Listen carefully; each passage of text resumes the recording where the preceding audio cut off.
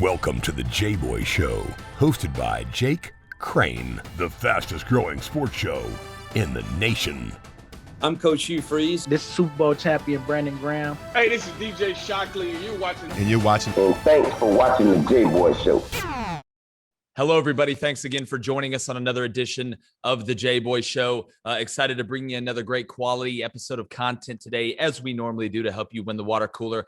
Got one of the finest. You've seen him on ESPN. Was a hell of a player at Georgia, played in the NFL, understands the game, understands preparing for the game, and that's what I want to dive into today. But first, I do got to give a shout out to our partners at betonline.ag. Head over there today. They've got unbelievable sign-up bonuses, whether you're betting Major League Baseball, college football when it gets here, basketball, NBA, WNBA, golf, racing, it doesn't matter. That's the place you need to go. It's betonline.ag, and they're going to play the sharps. They're not going to wait till it grinds down. They're actually going to bet against you. They like to compete, just like we know everybody else out there does as well. And head over to betonline.ag today and tell them that Jboy sent you. But an introduction is really not needed on this one. I'm going to do it anyway. One of my favorite guys to follow when it comes to talking about college football, not only preseason, but during the season, after the season, as we get into the bowl games and really kind of diving into the nitty gritty. Former, one of the best defensive players coming out of the SEC when he played at Georgia. And like I said, you can catch him on the tube now on ESPN. That's Mr. David Pollack. David, what's up, man?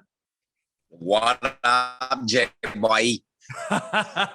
Man, I love it. Excited to have you on, man. I really am. I know you're a busy guy and got a lot going on. And I really want to start, there's a lot of talk about Georgia, and I'm sure you get it all the time. They're going to do it this year. They're going to do it this year. My question, to you, David, is from a coaching perspective. If you're Kirby Smart, to me, one of the hardest jobs you have, it's already tough enough to keep guys focused. But do you think it's even harder to sit here and say, guys, number one, don't worry about Alabama. We're not playing them yet. We can think about winning a national championship. That's fine. But just not having that mental, we got to get over the hump. We got to get over the hump. We got to get over the hump, and just going through the process and getting there and then doing it. Do you think that's something that Kirby's having to battle with this year? I think you battle that, of course. Ever since you've blown some leads against them and had some opportunities to win, I think Alabama's the standard for everybody, and everybody's trying to clear that hurdle. But you've also probably been the most successful team against them and had chances to win a national championship, had chances to win the SEC championship, and you've kind of blown opportunities and done it in a variety of different ways. So I think it's definitely the focus. And Georgia, listen, what you said to start with, every year, it's my friends. We talk about this is the year. This is the year, and it's frustrating. It's frustrating. Trust me, as a Georgia fan. But hey, the thing I remind everybody is, if you're a Georgia fan right now, you're in it every year. You're in the mix. You're trying to get in the playoff. You're in the discussion. You're that's not normal for us for the past however many years. It didn't happen with the previous regimes. It's happened with Kirby, and he continues to put you in a spot to be successful. Offensively, this could be a juggernaut. It could be an absolute juggernaut. You have every piece of the puzzle you need. Listen, losing Pickens sucks. That was a big deal, and that was a huge loss. You lose one of the best wide receivers in the outside that can make contested plays and make deep ball throws, but you still got Darnell Washington, who's a freak show at tight end, who's 6'9", 260 pounds. He wears 00, and he makes it look good. You have a guy in Arian Smith who will come on the scene this year, and nobody knows who he is yet, but an absolute freak show. He's one of those guys that runs the 110 seconds, and just Henry Ruggs and Jalen Waddle type guys that you've seen in Alabama for the last several years that can take the top off of defense. So 11 will be ridiculous. Who else steps up? The secondary issues are being addressed already in free agency, in the transfer portal. This whole new world of the transfer portal is, I'm not a huge fan of it. I don't necessarily love it that much, but it's going to be here to stay. So Georgia fans have a reason to be optimistic. And listen, Kirby's giving you a reason every year to be optimistic. Oh, without a doubt. And I agree with you. You look offensively, and I've talked about this, and my audience is probably sick of hearing me say it, but I really do believe that, because if you look at the evolution that Nick Saban made offensively and making the decision, listen, we got to score points. We're not going to beat people 9-6 anymore, 24-3, hold people to 220 yards a game, whatever crazy stats they had that one year where they were giving up like 12 points a game. But you got to be able to trust the quarterback and trust your OC as a play caller. And it seems to me that Kirby and Todd Monken and JT Daniels, because if people don't know, and listen, Mac Jones was a student of the game, one of the best, very high IQ. JT Daniels is right out of that mold. I mean, he's a guy that does his homework. He's going to have 3-ring binders. He's never going to be surprised. He's always going to have an out. And to me, as a guy like Kirby, who's always been, listen, we're going to play good defense. We're not going to turn the ball over. We're going to win the field position battle, and that's what wins. I think this may be the year where he can flip the switch and start seeing Georgia taking more shots on early downs, maybe getting in a little more 10 personnel and spreading it out early and not having to just rely on the run. Not saying that Matt Luke isn't one of the best offensive line coaches in the country, but do you believe that the trust factor between Todd Monken and Kirby Smart and JT Daniels is going to let that offense kind of breathe from a space-taking awareness standpoint, I guess you could call it, Dave? Well, I mean, Kirby's talked about it. Like, you gotta evolve. You gotta change.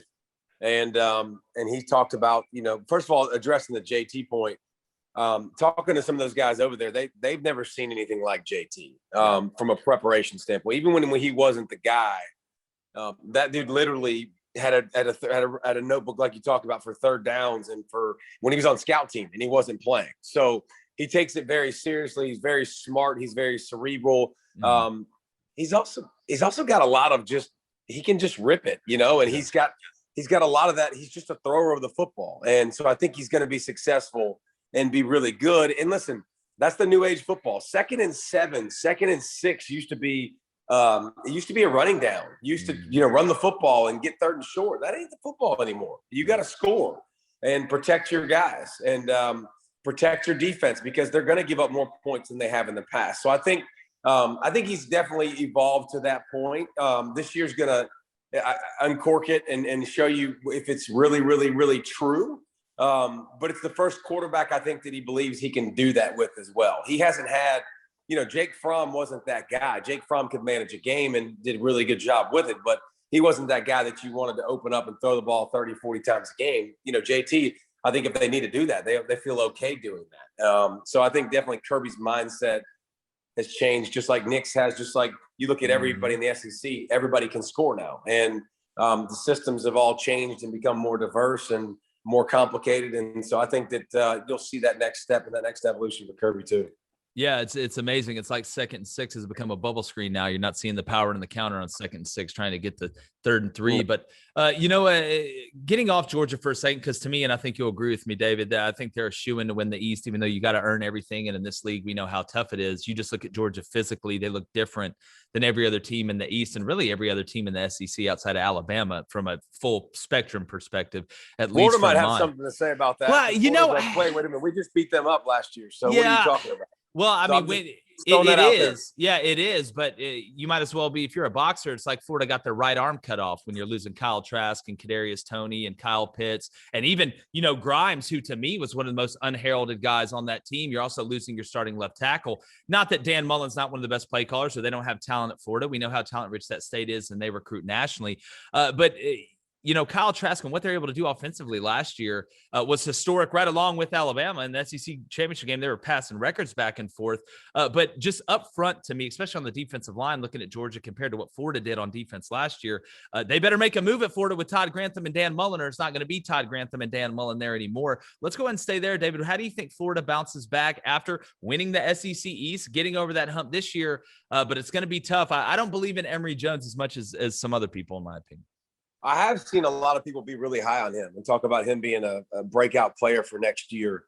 I haven't seen it yet with his arm. I know he's a dynamic athlete. I mean, he's definitely, and listen, he's got an arm. He can sling the mess out of it. But you've seen him in package deals. You haven't seen him, come in and be the man. I think he's got a chance with Dan to be really good. And then again, this is what Dan would prefer to be. Dan has always been a running quarterback guy, and he's always going to make you, put you in conflict with the QB run game. And I think that's his natural wheelhouse, going back to Alex Smith. And you've seen it and been very successful. You saw it at Mississippi State with Dak Prescott. And, I think it's something that he's really, really good at, always has been good at. So I think they'll bounce back. And let's look at the draft every year. Florida's always there talent-wise. They always have a ton of guys. So I think it'll be a big year for Georgia. I think the secondary will dictate how good they're going to be. But, Kirby hasn't been a team or a defense. Kirby and Dan together, Dan Lanning, defensive coordinator, they haven't been a team that's gotten the quarterback a bunch. You know, like they've always found ways to affect QBs in the past, but I feel like last year with Aziz really coming on, you saw flashes of that.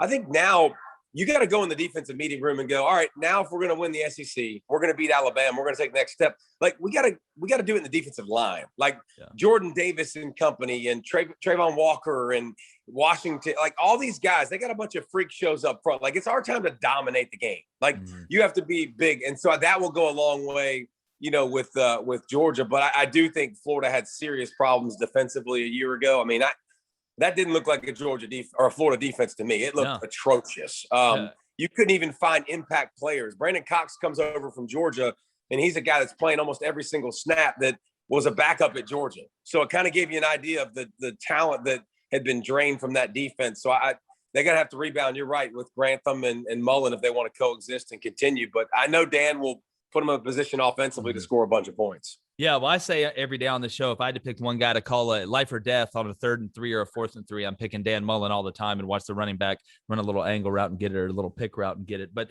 you know. Or Georgia, Florida wheel route. Hey, literally Florida hit the wheel. I swear, Dave. 700 times. They hit it more times. They should be sponsored by Goodyear, man. That's how many times they hit the wheel. That offense should be sponsored by Goodwill. Brought to you by Kyle Trask. But, you know, staying in the East, Dave, because I want to get to the West in a second, man. But staying in the East, you look at some new hires. You got Shane Beamer. You got Josh Heupel.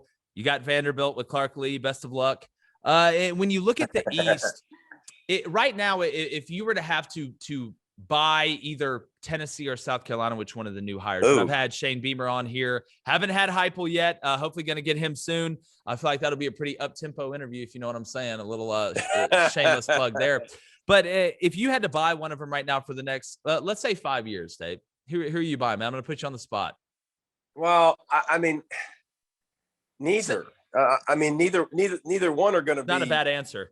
Well, I mean, here's the thing. Like Tennessee's obviously in an atrocious situation. I think their training staff's in the transfer portal. So, you know, I don't think that anything about that program is going in the right direction or have been. I do think Heupel's a good coach, and it gives them an offensive identity they've lacked for so many years, and it will give them some excitement. But man, God, South Carolina's a tough place to win. It just, if you got legendary coaches, Hall of Fame coaches like Steve Spurrier and Lou Holtz that can't, you know, get over the hump and be a dominated team it's a tough place to just think about it. I always get a kick out of it. South Carolina fans and people in the SEC, like, we got the 18th ranked class in the country, but you're also 12th in the SEC. Yeah, I mean, it's really good, bro. Yeah. It really is. And yes, it's awesome. But you're so far behind the talent gap with everybody else, it just becomes exceptionally difficult. So I don't think either one are going to be players in the East. And, you know, traditionally that says the case, but I think Heupel will bring some excitement, offensive energy, no matter who it is. And let me tell you something, if you haven't watched UCF the last several years, nobody does it faster. I mean, if you blink, if you go to the oven and get out the pizza's out of the oven and you come back, you might have missed 6 plays, bro. So at least they'll have that to look forward to if you're a Tennessee fan. Well, yeah, watching them play Memphis every year is like watching a basketball game. And, you know, honestly, as a guy who's a defensive coordinator for a little bit, watching that offense, man, it just makes me sweat. It just makes me sweat having to think about being the DC, you know, on that team and on that offense, having to just roll that defense on and out there. You know, it's the way I say you'd better score. But, you know, I got Kentucky finishing second in the East, actually. You know, I think now that somebody whispered to Mark Stoops, you can throw the ball, I think they're going to be a little more dynamic on offense now that Eddie Grant's out of there. And I just love the way he's built that team from the inside out. You know, you return Josh Ali, you return Rodriguez. I think Bo Allen's going to be fine. You look at the defense, they lost Bohannon.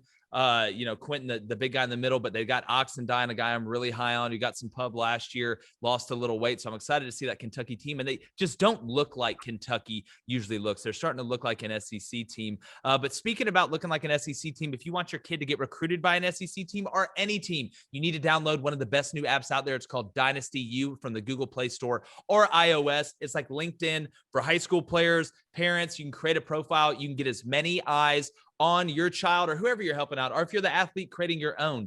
That's Dynasty U, and it's on iOS, it's on Google Play, and it's absolutely free. This is the way that recruiting is moving into the future. We all know how much technology has an effect on it. If you want to put your child or whoever you're doing it for in the best position, You need to go download this app right now. Trust me, you want to get in early. It's getting so many downloads. It's not going to be free for much longer, I promise you. So you need to go download it right now. That's Dynasty U on the iOS and Google Play Store. But we're here with David Pollack, the David Pollack. Really appreciate him taking some time from ESPN. You talk about hell off the edge. Maybe one of the best plays I've ever seen in the end zone on a sack interception. I still remember that play like it was yesterday. I had to watch it about 35 times to see what really happened. But, man, before we get to the West, I do got to ask you because, your story is pretty cool. You were a guy that, everybody has adversity, everybody faces it. And you were a guy that kind of went against the odds. And just for a second, if you don't mind, just talk about, overcoming that and deciding that, number one, I'm going to outwork the hell out of everybody that I go up against, and look what it got you. Because I think it's a fantastic story. And we got a bunch of high school guys that listen to this show that are playing, a lot of guys, middle school and above. And I think they'd like to hear, just a quick message from a guy that's achieved what you've achieved.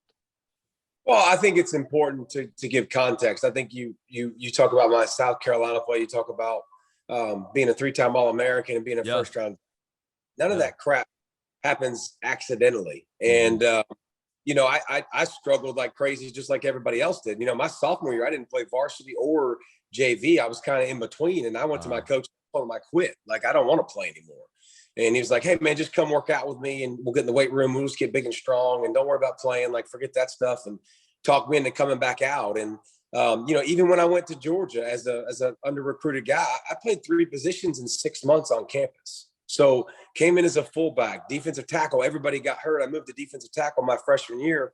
And then my sophomore year, Charles Grant and Josh Millar, everybody went to Bruce Arians. Bruce Dream went to the NFL, and there was nobody there. So for spring ball, they threw me at defensive end. I've never played defensive end a down in my life in a football game. So I think for all those kids out there, man, you just put your head down and grind. You have to trust and believe. But, when you're that guy that's always paying attention, you're that guy that's always working hard, your coaches want to help you. Your teachers want to help you. They always want to be a part of the solution or a part of helping you become successful when you're going to help yourselves. And you have that opportunity. It doesn't matter what position you play. Show up every day. Show up every day and compete. Like, that is your sole purpose. That is your sole job. Find the happiness and the joy in football, man, because it's great. And even when football got taken away from me, I'm a first-round draft pick. I go to the Bengals, and 17th pick in my second year. I take a hit and break my neck, and football's over. And it's just another learning experience. It's another adversity. It's another chance to look yourself in the mirror and say, what are you made of, man? And I didn't know what God had for me, but I knew that if God had taken me this far in my life and given me this many opportunities, I knew it was going to be something that was awesome. And it was. So trust God. Don't let anybody tell you what you can and can't do. I had people tell me from when I was 6 years old to up through high school, up to college, like, you can't play in the NFL. You can't do that. Bull crap. You don't define my goals. You don't define my dreams. Don't tell me what I can and can't do. So I think those are all things that are super important. Don't let people define your goals and dreams. God can do amazing. Definitely. And I appreciate you sharing that, man. And I want to get in, at the end and let you talk some of the charity work done, the golf classic that's coming up. I'm going to be playing in and hopefully not embarrass myself in here at the end of June. But man, I do want to shift to the West. And speaking about embarrassing, it's an embarrassment of riches when you look at the West, really, and look at what Alabama's obviously accomplished. And look, I'd be crazy to pick against them. Saban in the West with what they've done. They've just reloaded. I know they got some pups up front, some early enrollees. All those guys got to do is get their feet wet. I mean, I'm looking at these guys, Dave, they look like they're 30 years old. Similar to Marius Mims at Georgia. I look at Marius Mims at Georgia. The dude looks like he's been in the league for 6 years. It's unreal how some of these guys look. Because you remember the days, Pollack, look, the odds of you playing on the offensive line or the defense line in the SEC coming out of high school and being physically ready are very, very slim, and it has a lot to do with genetics, and that's just the truth. But it's amazing. It seems like there's more and more. And when you look at Alabama this year, defensively, I think they're going to take a step up from what they were last year. People forget, going into last year, they lost 87% of their pass rush. They had a bunch of kind of unproven guys really on the outside. Will Anderson's a freshman that him and Adam Anderson, the long lost brothers there at the Buck or stand up, whatever you want to call it. Those are two guys to really keep an eye on, and they're not related. But when you look at Alabama this year, Do you think, especially early, because again, they have weapons on the outside. We know Mechie, we know Billingsley. There's some other young guys they've recruited out the yin yang. We know with Nick Saban. But do you think this is going to be kind of a defensive strength or a strong defensive team early as that offense kind of gets their feet wet as they go along? Or do you think we're going to see another high output offensive season all the way through? Just replacing that much, man. That experience is tough. I think it's gotten to the point now where I just kind of shake my head, because a year ago we got Jedrick Wills, Jerry Jeudy, Henry, Tua Tagovailoa, 4 first-round draft picks, and you're like, you can't replace that and be successful. Yeah, Mac Jones, who? Get out of here. Now, the difference is Alabama was so stout up front last year. Mm-hmm. It made the game very, very easy. I think with Bryce Young coming at quarterback, it'll be more Tua-esque. It'll be more RPO driven. It'll be more get the ball out of your hand. You'll see quarterback run. He ain't big. He ain't big at all, but he's super athletic, super quick, so can make plays with his feet, and we'll have to early. So I think it won't be like it was this year, but I fully expect them to get it together. And listen, defensively, I think the defense will be good. But the dominant defenses are no longer. Okay. They're the truth. It's just the truth, man. Yeah. They're not something that's going to carry your team, and it just doesn't happen anymore. So I think they'll be really good defensively, but if you look at the numbers for Alabama for the past 5 years, I mean, it's like as good as they were for 10, it's startling to look at now to see points per game and yards per play and all that. You think about Alabama versus Ole Miss a year ago and what you saw, you're just like, holy cow, how does that happen? So I think that, it's not going to be a thing where they carry the day. The offense will still be aggressive. You've seen Nick, he's bought in. He's fully invested in bringing an offense that scores points, and the protecting your defense days are kind of over. That's not going to happen. So to me, the offensive line will dictate, because I think Billingsley will be the next freak this year. They'll call him in bursts last year. Latu's nice too. He looks nice too. No doubt. But again, they're going to have those freaks. Robinson in the backfield, it doesn't matter. It's just the next tailback. But I think the offensive line replacing all of those guys up front with all of those starts will take time. But it's funny. Alabama's had a knack, and I think great programs should have this knack. You can go back to Quanjo's for Alabama, those offensive linemen that come out of high school and it's plug and play for 3 years. Yeah. And Andre Smith, I'll go even deeper for you. There's some bad it just keeps going. Leatherwood played in the national championships, the second half, and he started throughout his career, and it just continued all the way through. They've always done a good job of identifying guys up front that are beasts, that are animals, that are can't miss prospects, that they get them and they go, okay, 4/5 of my offensive line is done. And, that's for 3 years if they stay healthy. So that's a special skill set they've been able to accomplish and do. Definitely. And I couldn't agree with you more, David. And as we're winding down here, just a couple more questions for former All-American. As you mentioned, first-round draft pick, one of the best guys to do it. Loved watching him play, and now love watching him analyze the game, because he's going to tell you what he thinks. That's the reason I try and get these guys on here to actually tell you what they think, not what you want to hear. And, looking at Auburn and Brian Harsin, Dave, the hire, and I've talked with Max Starks, I've talked with a bunch of guys about this, kind of an outside-the-box hire. What do you think about Brian Harsin coming from Boise down here to Auburn and taking his kind of philosophy and the hires that he made and trying to get Auburn back to, competing for championships? And it's tough you're never going to recreate what Alabama does. You're never going to it's tough to recreate what Georgia's been doing too, outside of winning the big one. They finally get over that hump, and you're going to look at the numbers and go, holy hell.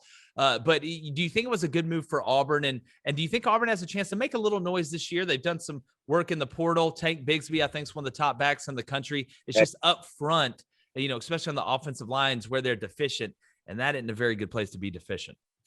No, it's not. And listen, Auburn's an interesting spot, because I feel like Auburn's always going to be really good. They're going to get good players. But when you hire a person outside the SEC and you bring him into this conference, it just takes time. It takes time to learn the recruiting ways. And listen, Auburn's good because they already have name recognition. They already recruited a really good level, but recruiting the SEC is different, especially from Boise State. Okay. I mean, it's a totally different animal. So I'm interested to see how Harsin does.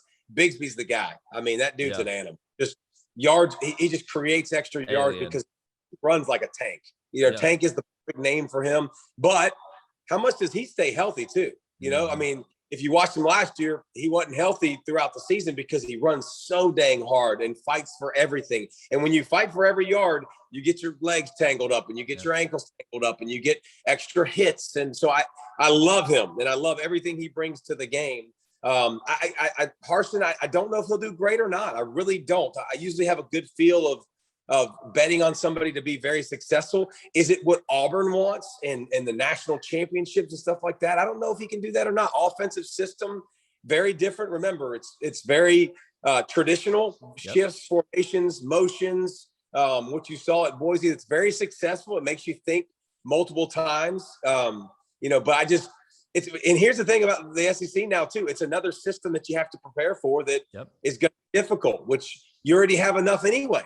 Now, and it's going to be crazy. So can they find offensive linemen? They don't have any, and they had any. And I don't know how that happens because they recruited a pretty decent level. How the heck do you miss on the offensive line? And until they get that fixed in that kind of system, you got to be able to push people off the ball. You got to be able to create holes for Tank. You don't have a quarterback. I don't see them having a year that you're going to say this is a team that's going to be competing for the West. Yeah, well, just a stat to blow your mind. Under Gus Malzahn, Auburn, until he was let go, Auburn had not signed a high school offensive tackle since 2017. Let Auburn hadn't signed one. That's sickening.